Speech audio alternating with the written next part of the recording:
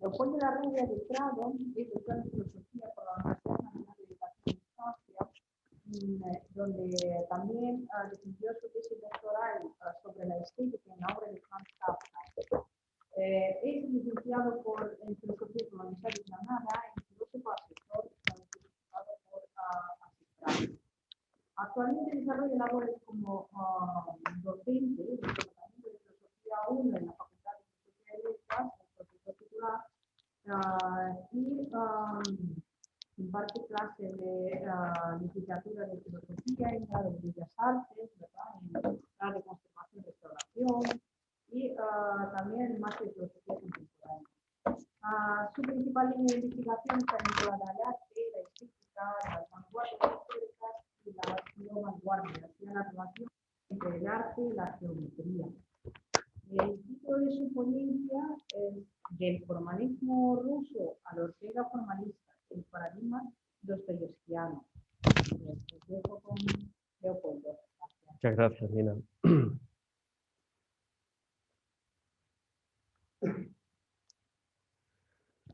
Bueno, pues ya sí que me puedo quitar esto.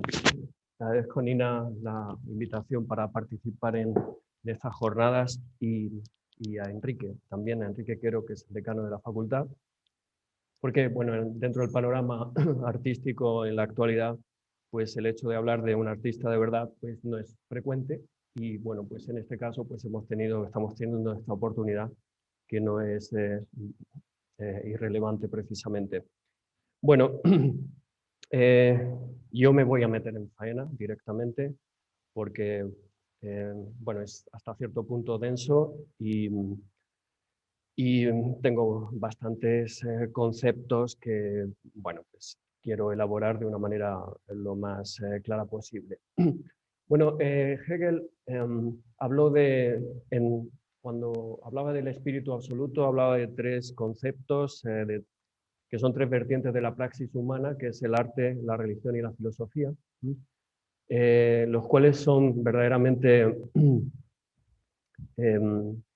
problemáticos o generan controversias y muchas preguntas más que generalmente respuestas. Entonces, hablar de arte, religión y filosofía se convierte en algo que o acotas o te meten sin demasiados problemas. Por consiguiente, yo en lugar de hablar de estos conceptos, algunos de los cuales están íntimamente involucrados con lo que pretendo presentar, pues prefiero hablar de lo artístico, de lo religioso y de lo filosófico, es decir, lo sustancial.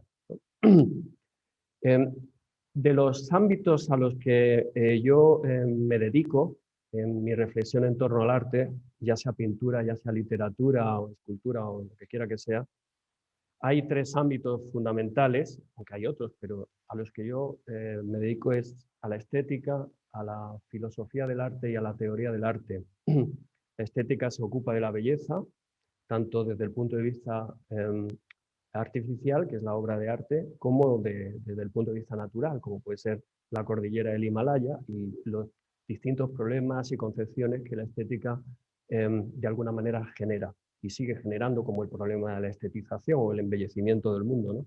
Por ejemplo. La filosofía del arte, por otro lado, se dedica a intentar definir qué es el arte. Hay muchas definiciones de arte, pero algunas de las más importantes pues, son la definición institucional, la definición intencional, la definición funcional o la definición simbólica, que es con la que me encuentro más cercano.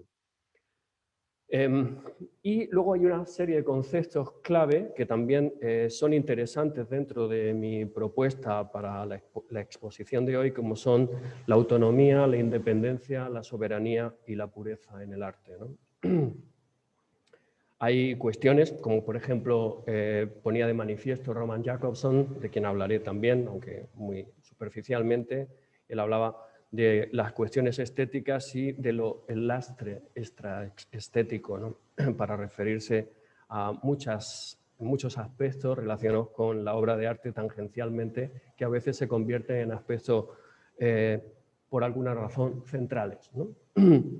Bien, Ortega, que es el filósofo español que va a reflexionar y motivo también central en mi exposición en este momento, va a reflexionar sobre Dostoyevsky, y este es el asunto que me trae hoy aquí, ¿no?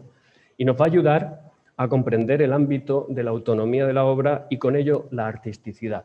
Esto es el asunto que a mí me interesa, lo artístico del arte. Propongo, por tanto, pasar de hablar del arte a hablar de lo artístico y a través de los artistas, que son las personas que están más íntimamente, hoy día no, porque hoy día vivimos en un panorama de obras de un mundo del arte sin obras de arte, pero en otros momentos de la historia la obra de arte era muy importante, ¿no? Entonces, por ejemplo, Vladimir Pérez sostiene lo siguiente. Dice, Vladimir Pérez sostenía en 1914, a lo largo del estudio de los fenómenos literarios en evolución, uno debe tener siempre presente que en la historia de la literatura el objeto de investigación no consiste en lo que los autores dicen, sino en cómo lo dicen. El cómo, que también es abordado, por supuesto, por los formalistas rusos y en particular con el que me es más cercano, que es Víctor Shklovsky, habla directamente de lo que se denomina la singularización de los objetos, ¿no? Es decir, del objeto artístico. Y la idea es esta. La percepción singularizada del objeto equivale a una auténtica transformación. Hace que se manifieste en forma distinta a la habitual, la correspondiente al automatismo perceptivo. A lo que vemos a nuestro alrededor no es arte, es el mundo de la cotidianidad, ¿no? Y lo destaca del contenido del contexto cotidiano. Le da una nueva presencia, en definitiva, construye una imagen innovadora. Ahora bien, ¿cómo se logra la singularización de los objetos? Que es el asunto que le compete a Shklovsky. Es un procedimiento deudor de este otro. El procedimiento que consiste en oscurecer la forma, en aumentar la dificultad y la duración de la percepción. Hay en concreto distintos medios para poner en práctica este último procedimiento que pueden cambiar según sea el medio artístico al que se aplique, ya sea, por ejemplo, la literatura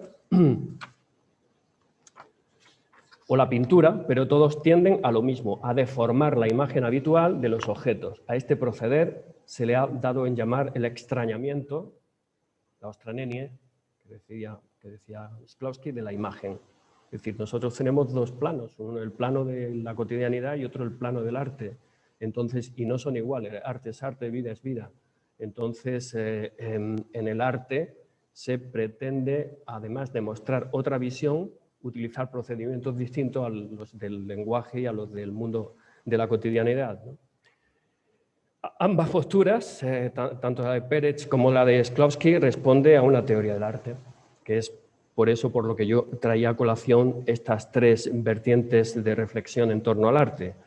La teoría del arte que está detrás de todo esto es el formalismo.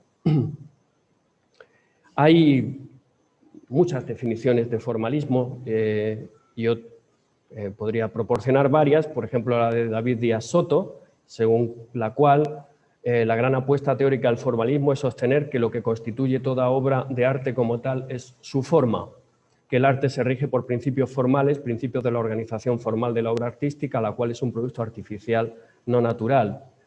El formalismo, dice David, tiende a sostener, aunque sin acuerdo unánime en cuanto a los detalles, que el significado del arte es su propia forma y que todo sentimiento surgido en su experiencia es solo un efecto de ella.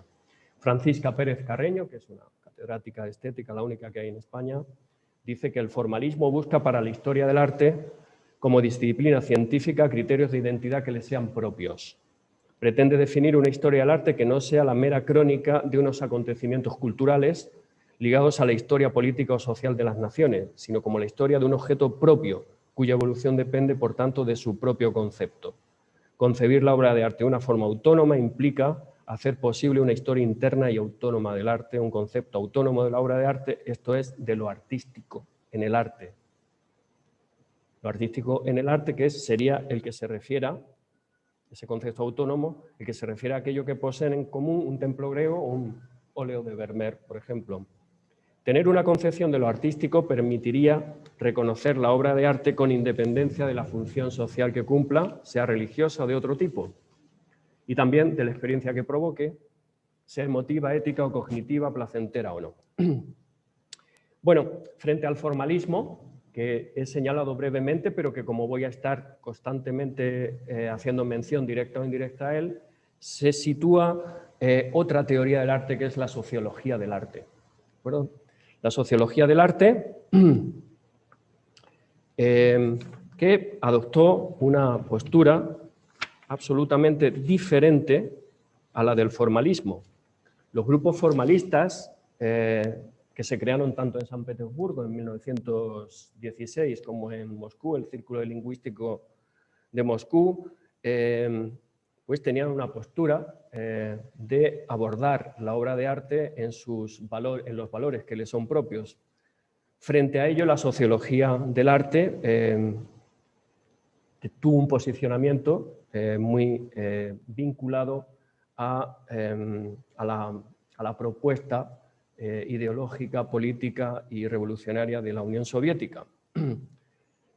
Una de las teorías, por tanto, la teoría que se oponía radicalmente al formalismo fue la sociología del arte, teoría y visión del arte que para explicar el origen de la obra de arte pone el énfasis en aspectos extraestéticos de corte social, político, económico, ideológico, etc., negándole al arte autonomía e independencia. La sociología del arte fue la teoría que respaldaba el arte al servicio de la revolución en la Unión Soviética, fue la visión del arte de la verdad oficial soviética. Frente a ella, la teoría formalista de la literatura se interesa específicamente por la evolución de las formas y las tradiciones literarias. Si la primera escuela formalista comienza en 1915 y la segunda al año siguiente, su duración fue breve, debido a la presión de los artistas y críticos fieles al pensamiento único comunista. El materialismo histórico centra su atención en las causas externas, los llamados factores subyacentes, económicos, sociales o sociopolíticos. Este procedimiento, insistió Eigenbaum, es metodológicamente inadmisible. Sí, veremos luego qué ocurrió con estos formalistas que se organizaron en 1915 y fueron desplazados y desaparecieron como escuela en 1930. Bien, uno de los aspectos fundamentales de los formalistas fue el concepto de recurso. Dice, una de las más interesantes conexiones entre el formalismo ruso y el formalismo de Ortega se encuentra desde luego en Víctor Shklovsky, que fue el autor del Arte como procedimiento de 1917, quien desarrolló el concepto de Ostranenie. Víctor Shklovsky señala, la finalidad del arte es proporcionar una sensación del objeto como visión y no como reconocimiento. El procedimiento del arte es el procedimiento de singularización de los objetos y el procedimiento que consiste en oscurecer la forma, en aumentar la dificultad y la duración de la percepción. Pues bien, la deshumanización de Ortega, que es uno de los conceptos que nos legó en esa obra de 1925 tan interesante que es la deshumanización del arte, no es otra cosa que la Ostranenie de Shklovsky. Es más o menos la misma cosa. Ortega, con respecto a Shklovsky, que pretende en el arte como procedimiento oscurecer la forma para generar mecanismos desautomatizadores, pues no se queda corto. Y él dice hay que distinguir, estilizar, desrealizar, deformar, estrangular, deshumanizar, destruir y vencer sobre lo vivo. La Ostranenie es, pues, la deshumanización de Ortega, es la desautomatización, desfamiliarización, es como señala Víctor Ehrlich, volver extraño lo habitual al presentarlo bajo una nueva luz. En la desautomatización lo habitual se convierte en extraño, se trata de ver las cosas en lugar de reconocerlas. Ortega escribió en 1925 La deshumanización del arte, pero también idea de la novela. En la deshumanización lo que hace es un diagnóstico del arte de su época, es decir, el arte de las vanguardias, que tiene lugar en aquel momento, desde 1905 hasta 1932 aproximadamente, en que Hitler gana las elecciones en Alemania. La deshumanización del arte es un diagnóstico, por tanto, del arte de su época frente a ideas que es, digamos, la segunda parte, por decirlo de alguna manera, donde lo que presenta Ortega es un paquete de medidas encauzadas o encaminadas a explorar cómo es la novela moderna, ¿no?, frente a otras propuestas. Por tanto, la deshumanización de ideas van unidas y están muy en la sintonía de los formalistas rusos. Bueno, pues si en el 32 tuvo lugar la victoria electoral de Hitler, en 1930 tiene lugar, en este caso, cerrar la clausura de las escuelas formalistas rusas. Y justamente en una línea, diríamos, que define muy bien la Weltanschauung, ¿no?, la visión, la cosmovisión comunista, el destino del formalismo en la Unión Soviética estaba echado. Y ante la presión soviética el formalismo se desintegró. La crítica marxista escribió nada más y nada menos que esto: la escuela formalista se desmorona, sus miembros más prometedores tendrán que pasar por una total reeducación en la dura escuela del marxismo. Tendríamos que mandarlo a trabajo forzado bajo una buena vigilancia, ¿no? Lo tienen muy claro. La herejía formalista se descubrió, como es conocido en Shostakovich también. Esta música grosera, primitiva y vulgar solo puede atraer a estetas y formalistas que hayan perdido todo gusto sano. Volvemos al tema del arte degenerado, que tanto el estalinismo como el nazismo desarrollaron. Aunque sobre esto se podrían decir algunas cosas que no tengo tiempo ahora, pero que podemos hablar posteriormente. Bueno, pues además de Shostakovich, el totalitarismo comunista, al igual que el nazismo, remiten siempre a lo degenerado e insano en el momento en que los artistas no rezan con sus premisas. La etiqueta de formalista fue un argumento para las purgas oficiales que incluían artistas tan importantes como Anna Akhmatova, Pasternak, Shostakovich, Prokofiev, Khachaturian, entre otros. Bueno, Frederick Jameson habla en este contexto del formalismo de, digamos que para aclarar, son dos conceptos que voy a comentar brevemente para aclarar: el cómo y el qué. Cómo funciona sería la vertiente sintáctica frente al qué significa, que es la vertiente semántica.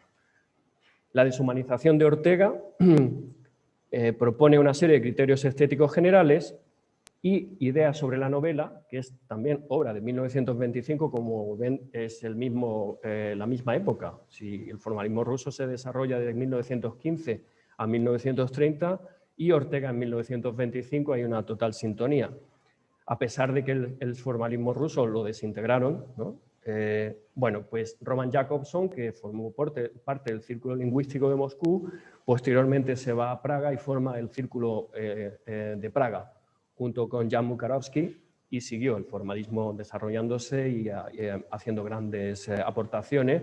Y posteriormente el formalismo no desapareció y se siguió con lo que se denominó luego New Criticism, que fue la escuela formalista en los Estados Unidos, que duró muchos años y que pues sigue teniendo sus epígonos, ¿de acuerdo? Bueno, si se busca lo artístico del arte, que es la función y digamos, la praxis crítica de los formalistas en aquella época, y no solamente de los formalistas rusos ni de Ortega, también de otros formalistas, se buscó por parte de los formalistas rusos la literalidad de la literatura. Ortega, en Musicalia, que es una breve obra suya verdaderamente muy interesante, buscó la musicalidad de la música, la novelidad de la novela, en ideas, y en el caso, por ejemplo, de la pintura, pues Clement Greenberg, que es el gran crítico formalista de la pintura, junto con posteriormente Michael Frey, pues se dedicó a darle la cobertura teórica a una propuesta bidimensional como es la pintura, que puede estar en un lienzo, puede estar en un fresco, pero siempre bidimensional, y buscó o encontró en el concepto de planitud, flatness, ¿no? Digamos, la categoría que le daba cobertura a cómo tenía que ser la pintura. Porque, claro, por ejemplo, una pintura que nos muestra tridimensionalidad es una trampa que se le está poniendo al ojo, es un trampantojo. Claro, si uno ve en un formato bidimensional, digamos, crea o genera la ilusión de tridimensionalidad, pues entonces estamos ante una trampa al ojo. Entonces Greenberg encontró en la planitud, en esa flatness, ¿no? Pues una de los aspectos que podrían de alguna manera ser constitutivos sustanciales o esenciales de la pintura. También es cierto que los formalistas distinguieron entre dos funciones distintas, la función heterotélica, hetero distinto, télica, telos, objetivo, ¿no? Entonces, la función heterotélica, que es la propia del lenguaje ordinario, que se refiere a otras cosas, además del lenguaje, a las cosas cotidianas, al mundo de la cotidianidad, y luego la función autotélica.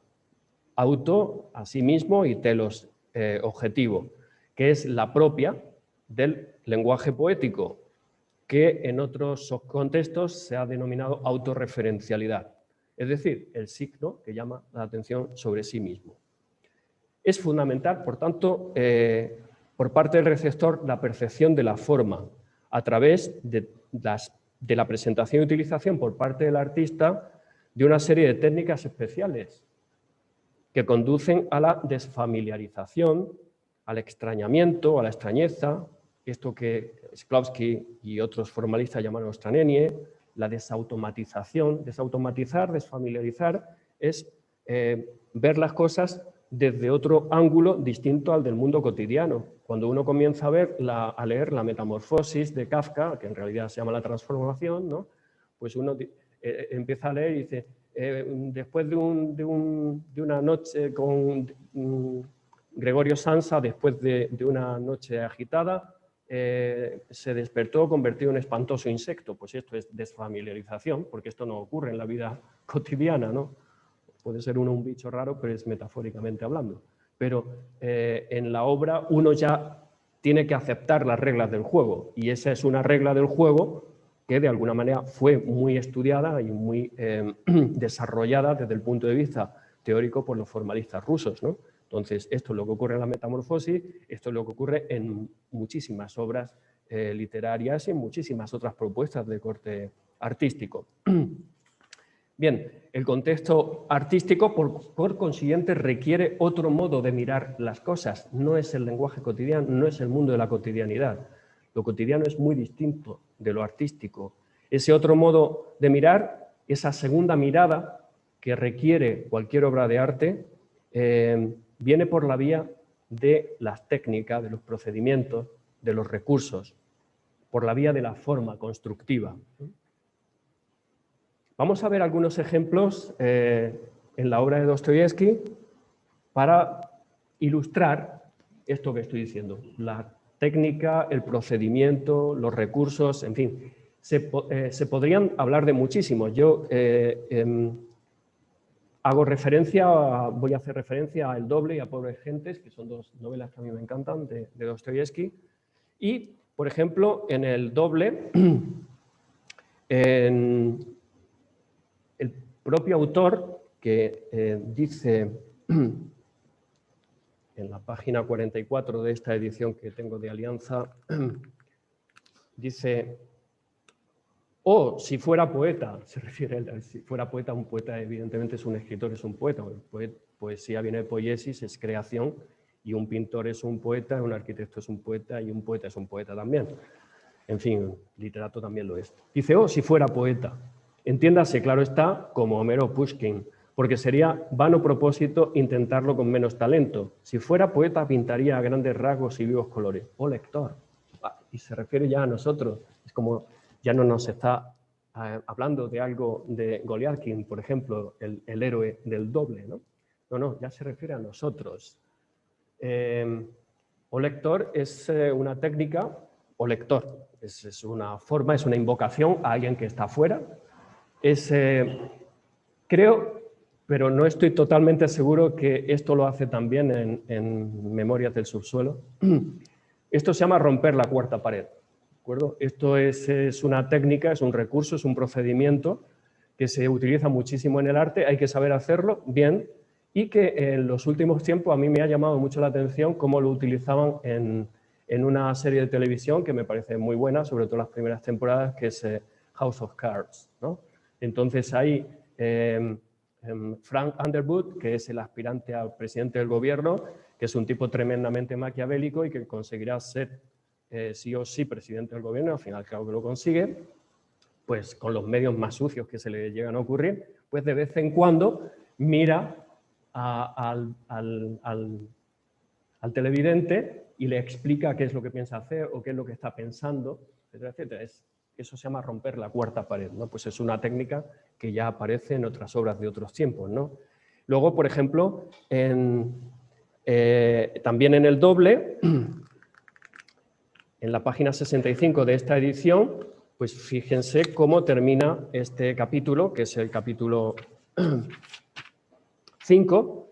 Dice, el señor Goliathkin había reconocido enteramente a su amigo nocturno. Su amigo nocturno no era otro que él mismo. El propio señor Goliathkin, otro señor Goliathkin, pero absolutamente idéntico a él, en una palabra, su doble. Otra técnica, otro recurso, este es el denominado doppelganger, ¿no? Que es que lo puso en funcionamiento el poeta alemán Jean Paul, ¿no? Y que luego, pues a lo largo de la historia del arte, de la literatura, del cine, bueno, Robert Louis Stevenson lo utilizó también en Dr. Jekyll y Mr. Hyde, y hay muchísimas obras con doppelganger, ¿no? Yo creo que se puede considerar la nariz como un caso también de Gogol, también como un caso doppelganger, descripción de una lucha de Kafka también, y hay muchísimas de Saramago, etcétera, etcétera. ¿De acuerdo? Es una técnica, un recurso. Doppelganger es el que camina junto a ti, es una especie como de doble malvado, presagia la muerte, es decir, es un mal presagio. Cuando aparece el doppelganger, cuando empiezas a ver a alguien igual que tú muy cerca, entonces algo está ocurriendo, ¿no? Este es otra técnica, otro recurso, otra estrategia narrativa que, bueno, pues no es de la vida cotidiana. Entonces, estudiar esto es lo que hace artístico. Los procedimientos son los que hace artístico un tema. El tema, el qué, no es artístico en sí mismo. Hablar del amor, del odio, de la venganza, de la guerra no es artístico. Cómo trates ese tema es lo que hará artístico al tema. Otra cosa es que el tema es interesante porque el tema, junto con la forma de tratamiento, no todas las formas de tratamiento de un tema son igualmente eficaces. Entonces, bueno, pues hay que tener una idea desarrollada del asunto, pero que lo que hace artístico un tema es el procedimiento, no el tema en sí solo, ¿no? Bueno, hay otro concepto del cual voy a hablar en unos instantes, que es una de las características que Ortega, en su idea sobre la novela, digamos en la sección referida a Dostoyevsky, se llama Dostoyevsky Proust, ¿no? Pues caracteriza como uno de los aspectos fundamentales de la novela moderna, ¿no?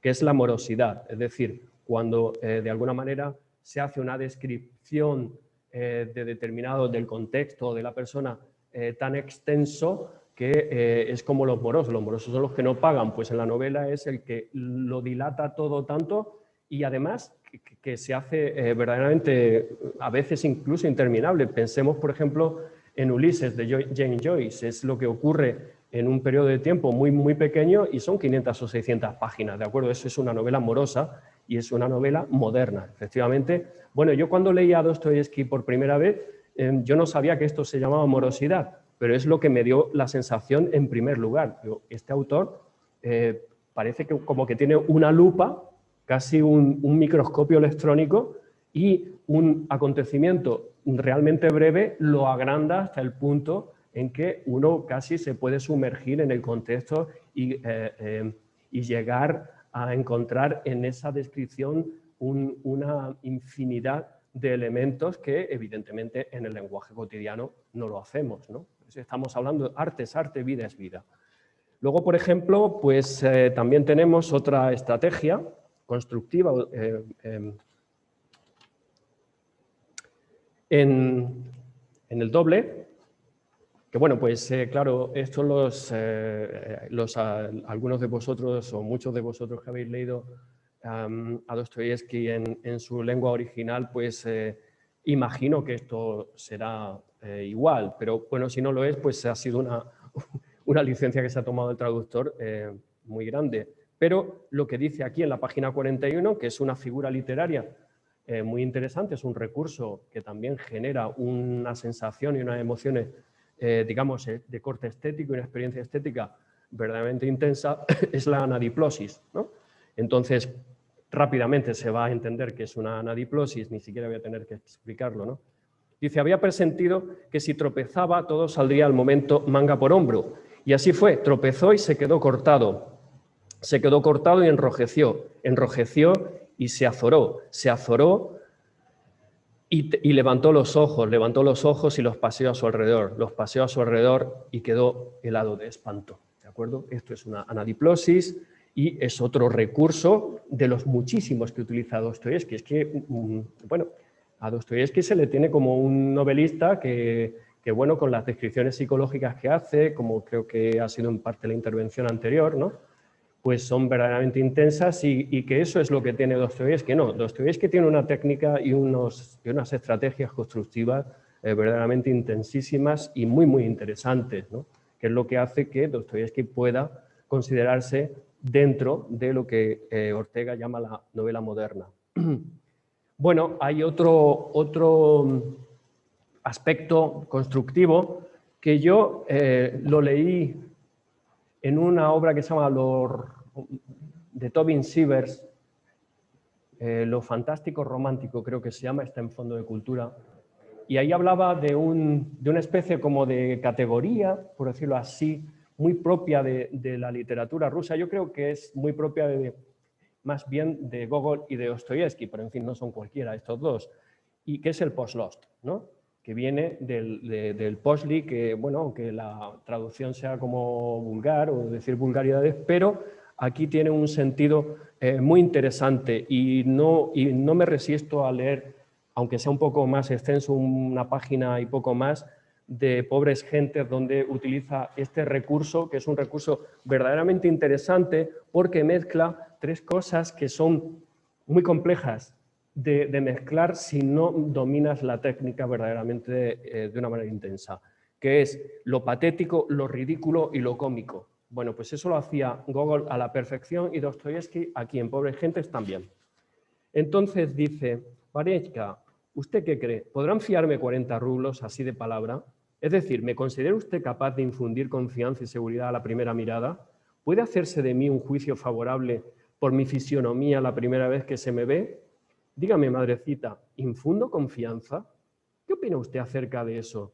¿Sabe? Siento miedo, es una sensación dolorosa, realmente dolorosa. De los 40 rublos, 25 serán para usted. Varechka, 11 para la patrona y el resto para mis gastos personales. A la patrona, en realidad, debería darle algo más, incluso sería preciso hacerlo, pero usted, madrecita, tenga en cuenta mis necesidades y si lo hace, verá que no puedo darle más de ningún modo. Por consiguiente, no vale la pena de que hablemos de ello, ni que lo mencionemos siquiera. Por 1 rublo me compraré unas botas. No sé si podré presentarme mañana en la oficina con las viejas. No estaría de más comprar una bufanda, ya que la vieja cumplirá pronto 1 año. Pero como usted ha prometido hacerme no solo una bufanda, sino también una pechera de su viejo delantal, ya no pensaré más en ella. Así pues, ya tengo botas y bufanda. Ahora los botones. Estará de acuerdo conmigo, amiga mía, que no puedo pasar sin botones. Se me han caído casi la mitad. Esto es Gogol 100%. Tiemblo solo de pensar que su excelencia se dé cuenta de semejante desorden y que diga, ¿pero qué va a decir? Yo, madrecita, ni siquiera podré oírlo, pues moriré. Moriré en el acto de vergüenza. Muero solo de pensarlo. Qué vida esta, amiga mía. Y una vez resueltas estas necesidades, me quedarán 3 rublos para mis gastos y media libra de tabaco. Ha de saber, ángel mío, que no puedo vivir sin tabaco y ya llevo 9 días sin llevarme la pipa a la boca. La verdad es que podría comprarlo sin decirle a usted nada, pero la conciencia me remordería. Usted pasa dificultades, se priva de lo más necesario y yo dándole gusto al cuerpo. Por eso se lo digo todo. Para que no me atormente la conciencia, le confieso con toda sinceridad, Valesca, que me encuentro en una situación extremadamente calamitosa. Es decir, jamás me había sucedido nada semejante. La patrona me desprecia, nadie siente por mí ni el más mínimo respeto.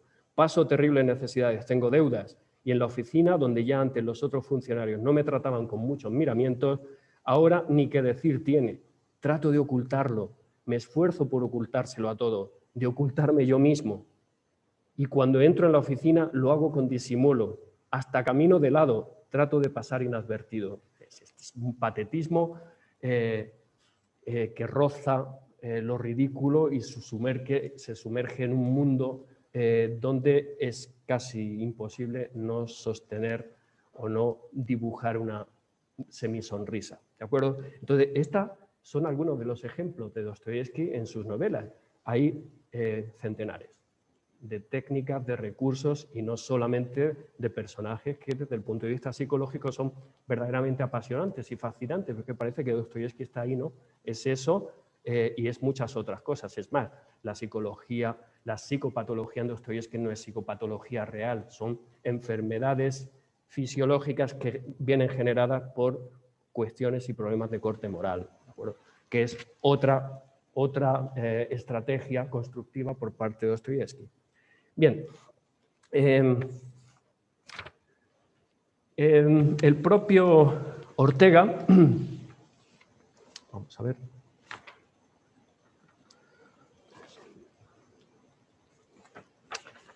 las analogías de Ortega respecto a los formalistas rusos quedan, desde luego, como he señalado, presentes en Ideas sobre la novela. Y en esa sección a la que he hecho mención, Dostoyevski y Proust, encontramos algunos aspectos centrales. Los voy a citar brevemente y luego hago una breve explicación y con eso bueno, pues podemos hacernos una idea de dónde quiere ir a parar Ortega, aunque ya, con respecto a Dostoyevski, aunque ya más o menos he intentado transmitirlo. Bueno, las analogías o los aspectos centrales que encuentra Ortega en Dostoyevski y también los que lo hacen estar cercano a los formalistas rusos es en cuanto a su idea de la novela, pero también del arte en general. Esta misma idea contextualizada en la controversia con Pío Baroja, porque es en esa breve sección de apenas 3 páginas, pues hay una controversia que Ortega tiene con Pío Baroja, a la que haré mención en unos instantes, y que es la que a Ortega le da, digamos, las armas para trazar un tipo de novela moderna frente al anacronismo novelístico de Pío Baroja. Realmente tenían una controversia Baroja y Ortega, y esto es lo que pone de manifiesto en esta sección de Dostoyevski y Proust, ¿no? El análisis orteguiano en clave formal de la novela de Dostoyevski, recursos y mecanismos para la construcción de la novela moderna. Esto es central en esas breves 3 páginas. Y ahí hace mención a 4 aspectos fundamentales, ¿no? Uno se denominaría, o podríamos denominarlo, la frustración del convencionalismo de las relaciones causa-efecto en el lector. Y luego 3 técnicas de distanciamiento, desautomatizadoras, de estas técnicas que estoy diciendo que son las que hacen que uno se introduzca en una obra de arte, que sepa que no estás hablando ya del mundo cotidiano, sino que estás en otro ámbito y que tienes que mirar las cosas de otra manera, que es la autopsia, la morosidad y la observación de las 3 unidades clásicas. La autopsia, que no es ni más ni menos que el análisis minucioso del personaje. Esto lo hace Dostoyevski con mucha frecuencia. No se puede uno referir a un personaje diciendo es que es un tacaño. No, tú tienes que mostrar la tacañez de esa persona sin decir que es un tacaño. Que es un tacaño es lo que se diría en el mundo cotidiano. En la obra de arte no se hace así, ¿de acuerdo? La morosidad, que ya he explicado lo que era, y también la observación de las 3 unidades de acción, tiempo y lugar. Luego, con respecto a los formalistas, es verdad que Ortega se distanció en el sentido de que los formalistas rusos se concentraron fundamentalmente en la autorreflexividad del propio signo, ¿no? Lingüístico y de la obra literaria, y Ortega valoró, en cierto modo, no mucho, pero en cierto modo sí valoró la materia, ¿no? El qué, el denominado qué. Ortega admira, qué duda cabe, a Dostoyevski. El autor ruso es considerado por Ortega nada más y nada menos que un prodigioso técnico de la novela, uno de los más grandes innovadores de la forma novelesca. Y Ortega, en la línea de los formalistas, tiene muy presente el binomio materia y forma, o lo que es lo mismo, tema-forma, el qué frente al cómo, etc. Y señala que se atribuye el interés por el autor ruso a la materia. Este es un error.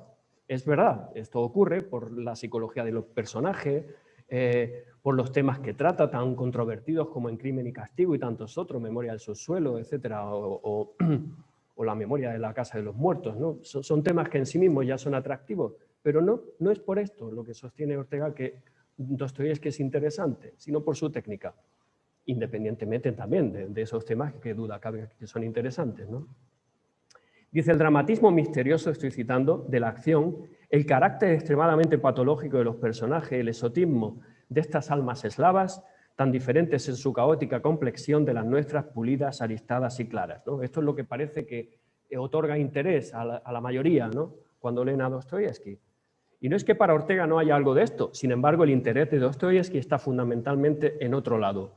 Lo cierto es que, a propósito del carácter extremadamente patológico de los personajes, es preciso señalar que no se tratan, como he señalado, como he dicho antes, de patología fisiológica, sino del reflejo fisiológico de patologías morales, que es otra técnica. En Dostoyevski, por tanto, no todo es lo que parece. Ortega deja claro desde el principio en esta sección un aspecto de raigambre fuertemente formalista. La materia, ¿el qué?, no salva nunca a una obra de arte. La obra de arte, escribe Ortega, vive más de su forma que de su material y debe la gracia esencial que de ella emana a su estructura, a su organismo. Esto es lo propiamente artístico de la obra. La obra de arte, sentencia Ortega, lo es merced a la estructura formal que impone a la materia o al asunto. Es una opinión extendida que tanto mejor cuantas más cosas ocurren en una obra literaria o cinematográfica. Sin embargo, ello delata en general una clara carencia de criterio relativo a la vertiente constructiva. Suena más a aquello de cantidad es calidad, ¿no? No es esto lo que Ortega ve en Dostoyevski. En Dostoyevski puede que haya cantidad, pero también hay calidad, ¿no? Entonces, Kafka, Joyce, en la novela moderna en general apenas ocurre nada. Nos hallamos ante una suerte de minimalismo narrativo. Es el modo en que el autor nos ofrece su propuesta lo que la hace altamente valiosa. Y señala Ortega, siempre me ha extrañado que aún a las personas del oficio, a los críticos, a los escritores, se les resista a reconocer como lo verdaderamente sustancioso del arte lo formal, que al vulgo parece como abstracto e inoperante. Si en 1925 Ortega ya percibía que la lectura de Dostoyevski giraba en torno a la materia, a lo que pasa en su novela y apenas a su forma, y ello debido probablemente a lo impactante de la materia, que es cierto que lo es, ello ha impedido ir más allá a la estructura de la novela como tal. Han tenido que llegar los formalistas para decir, oye, que la materia no es suficiente, que aquí hay muchas otras cosas. ¿De acuerdo? El formalista no te soluciona la vida, ni te va a decir, no te va a dar la clave del arte, ¿no?, de cómo es el arte, pero sí te va a poner de manifiesto la estructura, los recursos, los procedimientos, por qué algo es particularmente artístico, etcétera, etcétera. Y de eso se trata. Creo que la mayoría de los lectores de Dostoyevski siguen percibiendo la obra del formidable autor ruso en esos términos. Es más, si numerosos artistas y teóricos, o ambas cosas, como Oscar Wilde, que era un formalista, es escritor, es literato y además de corte formalista. Aledaños al formalismo han advertido sobre la necesidad de separar arte y vida. Una gran mayoría de lectores de Dostoyevski siguen una praxis que, aunque legítima, quizás no sea la más acertada. Dice, entre los eruditos y novelistas a los que se refiere en su cita Ortega, es Pío Baroja el objetivo, claro, ¿no? Dice, sin lograrlo del todo, yo he intentado, dice Ortega, muchas veces convencer a Baroja de que Dostoyevski era, antes que otra cosa, un prodigioso técnico de la novela, uno de los más grandes innovadores de la forma novelesca. Bueno, no lo consiguió, no importa. Y, bueno, por sí sola, señala Francisco Larrubia, mi hermano, que también ha investigado este asunto, dice, la historia nunca puede crear una buena novela. Necesita de la técnica que la convierte en trama. Con solo la historia tendremos multitud de sucesos que acaecen de la misma manera por lo que observamos en la vida real, pero faltará un objeto genuinamente estético. Este es un claro problema que Ortega encuentra en Pío Baroja. Sus obras se constriñen a la historia y, en consecuencia, carecen de los mecanismos necesarios para ser arte. Al carecer de auténtica y elaborada trama, las obras de Baroja no pueden ser objeto de genuina percepción estética. Bueno, lo que dijo finalmente Ortega es verdaderamente muy fuerte, porque llegó a decir, dice, pidió la exclusión de Baroja de entre los novelistas, ¿no? Otra de las cuestiones que es importante es la instrumentalización del arte al servicio de una ideología política determinada. Para Ortega, dice, nace muerta toda novela lastrada con intenciones trascendentales, sean estas políticas, ideológicas, simbólicas o satíricas. La novela no puede aspirar directamente a ser filosofía, panfleto político, estudio sociológico o prédica moral. No puede ser más que novela. No puede su interior trascender por sí mismo a nada exterior. Una cosa es lo artístico y otra cosa es el contexto y los acontecimientos del mundo. Estos pueden ser inspiradores, pero no constituyen lo artístico. Bien, y ya voy a citar algunos de los aspectos que Ortega ve para terminar en Dostoyevski, que he citado previamente, pero bueno, abundaré un poco más en ello. La morosidad. Ese es uno de los aspectos que ve como en Dostoyevski, que es propio de la novela moderna. Dice, morosidad o tempo lento. El acontecimiento más nimio es analizado con detenimiento, agrandando hasta el punto de recoger a través de las detalladas descripciones de personajes, emociones, situaciones, etc., todo lo que en un contexto no artístico pasaríamos por alto. Dice, sus libros son casi siempre de muchas páginas y, sin embargo, la acción presentada suele ser brevísima. Es un error creer que ésta se obtiene contando muchos sucesos, ¿no? No es más intensa una novela por eso. Todo lo contrario, pocos y sumamente detallados, es decir, realizados. Como en tantas otras cosas, rige aquí también el non multa sed multum, es decir, no muchas cosas, sino mucho, que es lo mismo que en pintura dio lugar al minimalismo, que está implícito en la obra de Reinhardt, ¿no? Que decía que más es menos y menos es más. Es el origen del minimalismo. Pues Dostoyevski es de alguna manera también así, o puede ser visto de esa manera, no como minimalista, pero sí no intentando ver que más acontecimientos, que más cosas que están ocurriendo es lo principal. Ese es el camino que no es del todo correcto. La observación de las tres unidades clásicas, acción, tiempo y lugar, contribuye a la creación de un mundo puramente novelesco, al margen de la realidad vivida. Luego, otro aspecto que aparece es la frustración. El nombre es un poco sofisticado, pero se entiende bien, ¿no? Frustración del convencionalismo de las relaciones causa-efecto en el lector, que Ortega denominó como hábito de no definir, antes bien de despistar. Esa continua mutación de los caracteres. Esta fue una técnica expresamente mencionada por los formalistas rusos y valorada mucho por Ortega. Y en ello va implícita justamente la evolución psicológica del personaje. Si en una obra no se utiliza una evolución psicológica del personaje coherente y que nos haga ver que tras una descripción, como muchos novelistas hacen una descripción, pero luego la descripción no concuerda con lo que está pasando posteriormente, esto es, en Dostoyevski ocurre con mucha frecuencia, pues lo que nos encontramos no es un personaje, es un títere. Entonces, en Dostoyevski no ocurre esto. Entonces, primero da una descripción y luego nos despista con esos personajes haciendo cosas diferentes a las que responden a la descripción previamente dada, ¿no? Ese es la historia, el asunto, ¿no? Para Ortega, ya voy terminando, estas características no son uso exclusivo de Dostoyevski, él lo vio también en Stendhal, en Proust incluso vio que en Busca del tiempo perdido, ¿no? Los amores de Swann, etcétera, etcétera, señala Ortega la morosidad, la lentitud llega a su extremo y casi se convierte en una serie de planos estáticos. Sin movimiento alguno, sin progresión ni tensión, la trama queda casi anulada.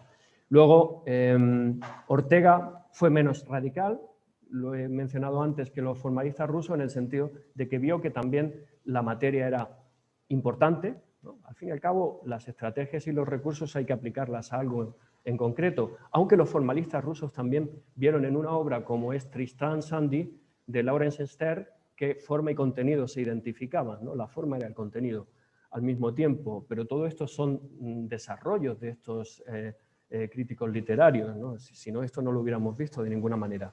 Y finalmente, Ortega menciona también en Ideas de la novela a Dostoyevski a propósito de otras características reseñables, como que es un género tupido, es decir, la novela de Proust, señala Ortega, nos ha hecho advertir que todas las grandes novelas eran esencialmente minuciosas. Los libros de Cervantes, Stendhal, Dickens, Dostoyevski, son en efecto del género tupido. Todo en ellos parece lujosamente espumado de una plenitud intuitiva. Hallamos siempre más datos de los que podemos retener, ¿no? Y aún nos queda la impresión de que, más allá de los datos comunicados, yacen otros muchos datos en potencia. Esto es tupido, ¿no? Muy condensado.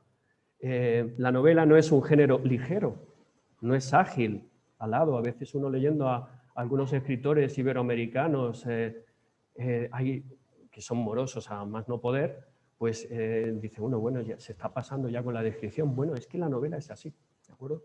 Debiera haberse entendido como un guiño orientado el hecho de que todas las grandes novelas, dice Ortega, que hoy preferimos son, desde otro punto de vista, libros un poco pesados. Y finalmente hace mención también Ortega, a propósito de Dostoyevski, la psicología imaginaria, ¿no? Dice, señala Ortega que una de las atracciones peculiares del autor ruso es el exotismo de sus personajes. No parece fácil que un lector de Sevilla haya conocido nunca gentes con el alma tan caótica y turbulenta como los Karamazov. Y sin embargo, a poco sensible que sea, el mecanismo psíquico de estas almas le parece tan forzoso, tan evidente como el funcionamiento de una demostración geométrica en que se habla de miriágonos jamás entrevistos. Ortega desarrolla lo que va a llamar la construcción imaginaria en psicología, que no es otra cosa que la invención de almas interesantes, pero, como decía Aristóteles, como una de las características propias de la literatura y del arte, tiene que ser verosímil, ¿de acuerdo? Por tanto, invención de almas interesantes y verosímiles. Arte es arte, vida es vida, y este es el formalismo de Ortega que le dio cobertura, de alguna manera, gracias a Dostoyevski, pudo desarrollar estas ideas que hacen mostrarnos a un Dostoyevski diferente al que generalmente se ha tenido acceso. Pues muchas gracias.